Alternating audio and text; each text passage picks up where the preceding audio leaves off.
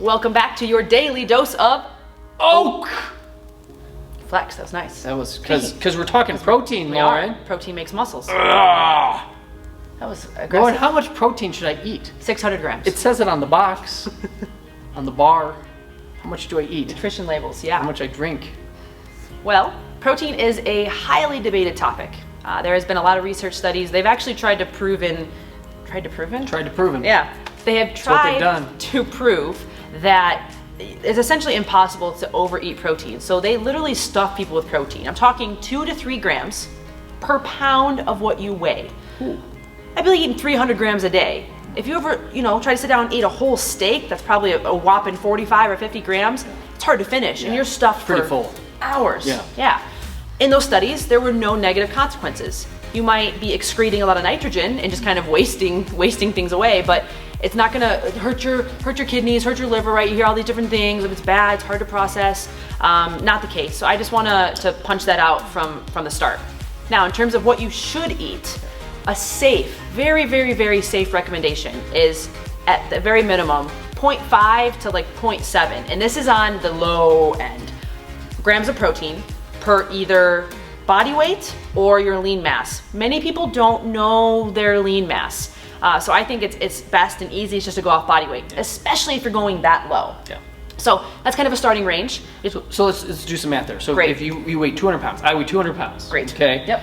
If on the minimum, 0.5.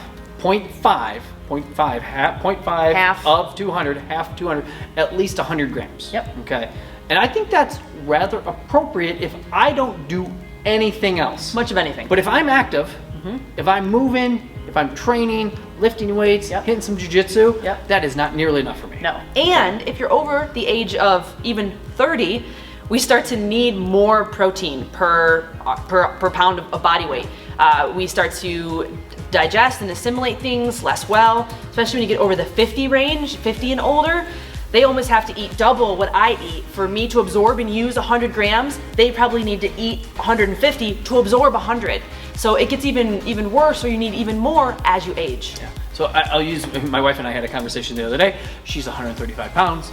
She is way off on her protein. So her, and Heather's very active. She's a mover. Very. So I would, she's, 0.5 is low for her. Yeah. So I'm probably pushing the 0.7, if not a little bit higher. But you're talking about for an average size female, she's 5'7", 135, about 100 grams of protein for somebody that's kind of, that's active. Yeah. And we do find too, if you eat the adequate protein, the other cravings that you have seem to slide away. Yes. So then you don't feel like you need to run to the freezer and have a bunch of ice cream, at 9 o'clock at night, because you're actually, like Lauren said with the steak, you're actually satiated. Yeah. And you feel good. So you can just go to bed at a normal time and not jam, 80 grams of sugar down your throat right before you decide to sleep. Yeah. And some of you may come back and say, well, the RDA recommends, or I read on this research study that I should really be eating this much. The current research that we have out on how much protein you should be eating is based on if you're female, 125 pound woman, that's what the nutrition label is based on. And if you're a man, 155 pounds. A majority of the population walking around does not weigh that much. That is extremely light. So the global, or within the US anyway, recommendation of protein is on the let's just survive, barely end, not thriving, not recovering, not fueling performance. Yeah. Or just fueling life, active. Yeah. I mean, if you're an active person, you go for walks, you go to the park, you walk your dog, you might do a workout a couple times a week and stuff like that. Like that's super low. Yeah.